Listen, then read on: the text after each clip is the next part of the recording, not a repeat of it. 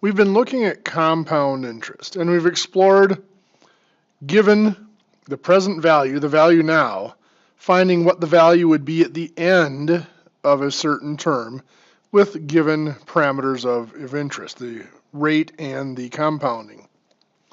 We've also looked at the other way, given a desired future amount, figuring what present value we would require, also given that those interest parameters, the rate and the compounding.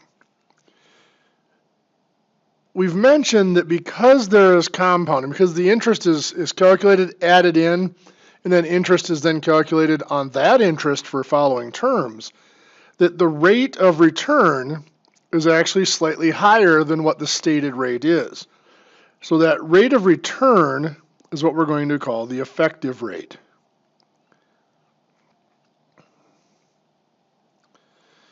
In some cases, this is referred to as an APY. The Y there stands for yield. It's the actual amount, the actual rate that is earned at the end of the day. An effective rate is basically considering what the equivalent simple interest rate would be.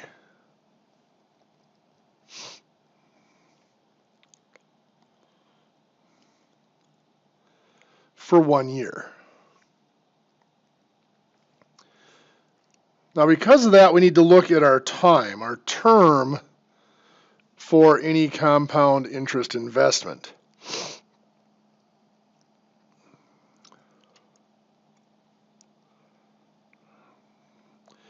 If the length of the term is less than 1 year,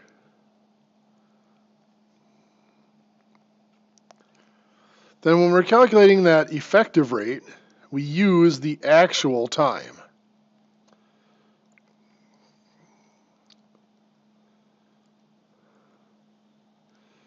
So the actual time stated as the length of the investment, the term of the investment.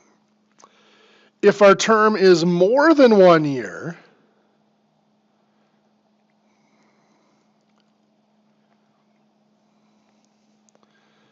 then we are going to use 1 year as our term.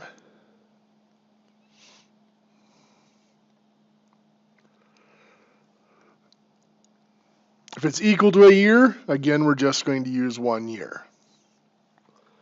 So let's look at a couple of examples that illustrate this. We have, let's say that we have 8% compounded monthly for 6 months.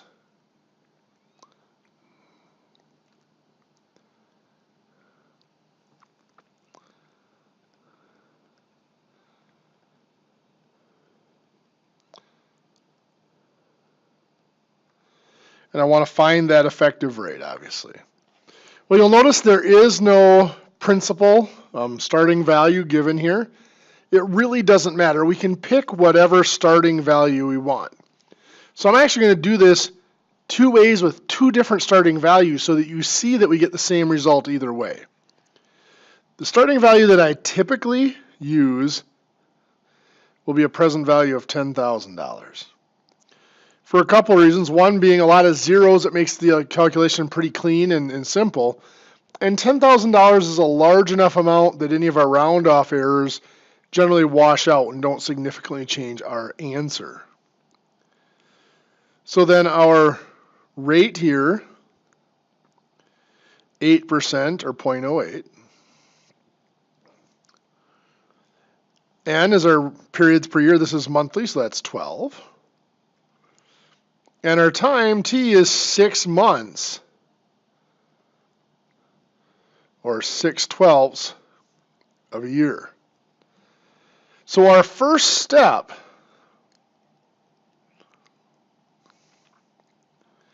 is to find the compound interest.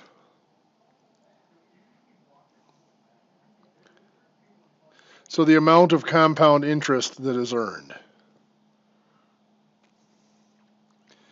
And if you recall, the way we do that, the first step in finding the compound interest is to calculate the future value. So the future value of this investment is that present value of $10,000 times 1 plus our rate of 0.08 divided by n of 12 to the power of n times t. So that's 12 times 6 twelves.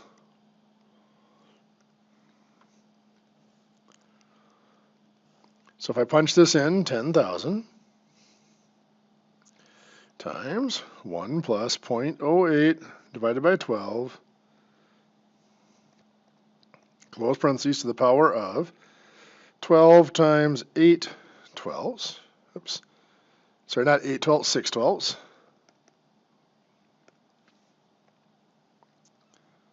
Six divided by 12. Close that up. We get 10,406.73.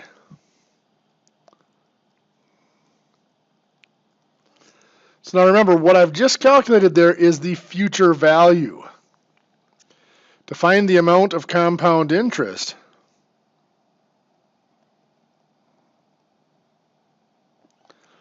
I take that future value, $10,406.73, and I subtract that starting or present value of $10,000. So we get interest of $406.73. That's the amount of our compound interest. So then the second step is to find the effective rate.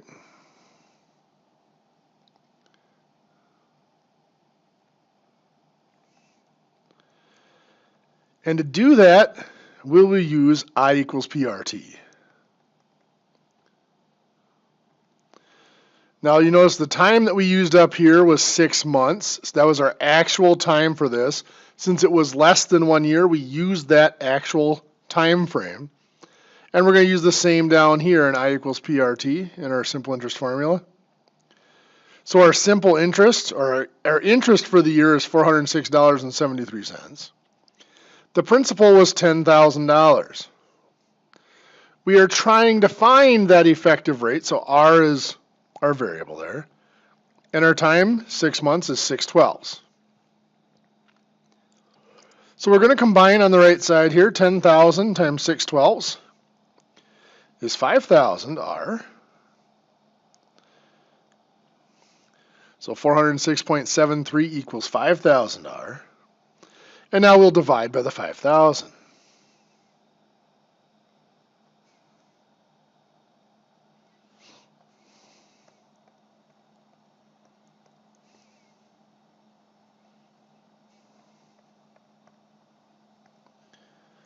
.08135. We want to go 5 decimal places here again. It's .08135 will go. And remember, the reason for going 5 decimal places is we have to move the decimal point 2 spots to make it a percent. And then typically we will round to either the 10th or the 100th of a percent. Now here, round to a 100th of a percent, we actually run into a problem here. If I take this out to 6 decimal places,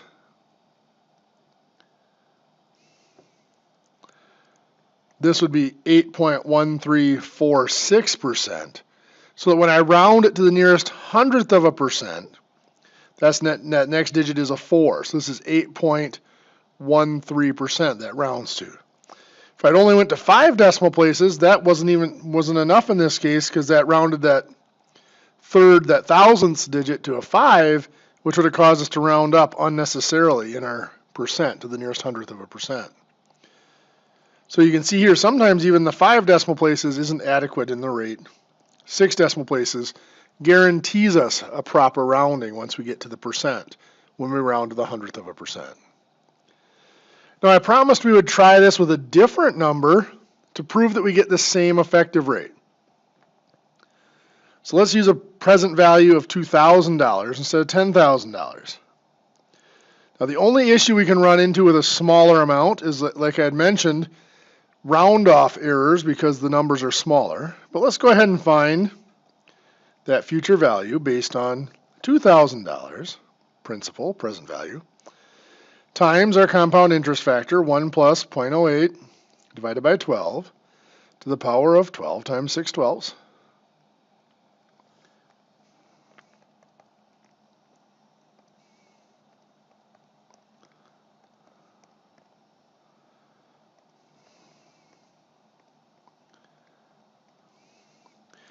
giving us $2,081.35.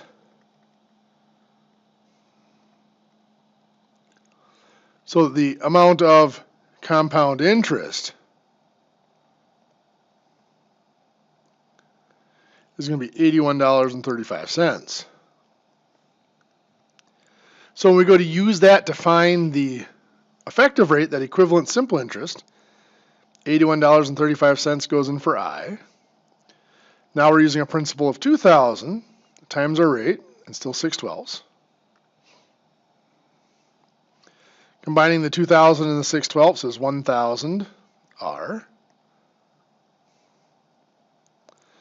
And we divide by 1,000.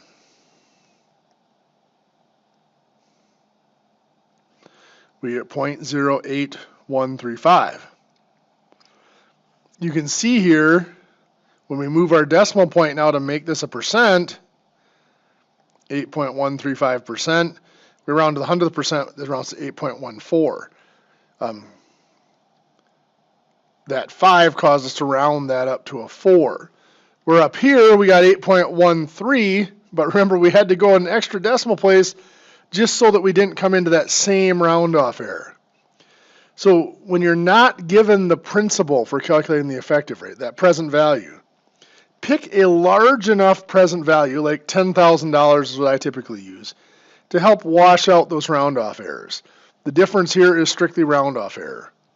It was the difference between 8.1346 and 8.135. Very small difference, but it did cause a slight round-off change in our effective rate. Let's do one more example. Let's find the effective rate.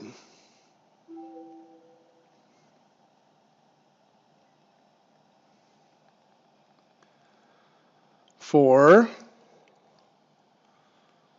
12% compounded quarterly for 17 years. Now, 17 years seems like an excessive amount of time, but we really don't care because all that we care about is this is more than 1 year. So that means we're going to use a 1-year term. So when we find that future value, and to find our compound interest, we're only going to use 1 year. So our future value, we don't have a present value given or a principal given, so I'm going to use $10,000 again. Times 1 plus my rate, 12%, so 0.12 is a rate. Compounded quarterly, so divided by 4. To the power of 4n times 1, so 4 times 1, or just 4. So 10,000 times parentheses 1 plus 0.12 divided by 4, close parentheses, to the power of, now 4 times 1 we know is just 4, so I'm only going to enter 4 in there. So 11,255.09.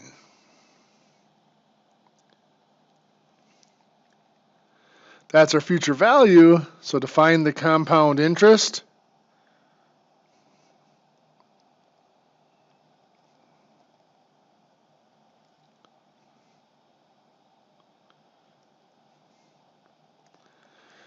we're going to take that future value and subtract our starting amount or our principal of $10,000. We had compound interest $1,255.09. So as we go down to find our effective rate,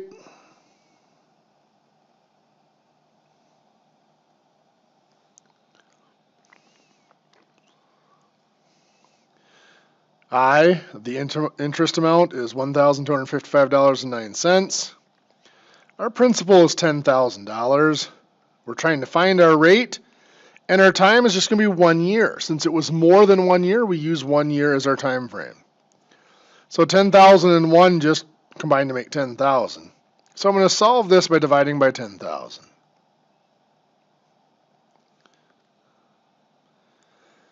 So I get 0.125509 is my rate. Moving that decimal over 2 spots to make it a percent is 12.55. 0.09%. To the nearest hundredth, that's just 12.55%. So the effective rate on this investment, 12% compounded quarterly, is equivalent to a simple interest rate of 12.55% for 1 year. So that is what we referred to as the effective rate. So again, effective rate is that equivalent simple interest rate for a 1 year period. If the actual period of the investment is more than a year, like it was in this second example, we used 1 year. As we said up here, if the term is more than a year, we use 1 year. The first example, the term was less than 1 year, so we just used the actual term of that investment. So those are the basics of effective rate.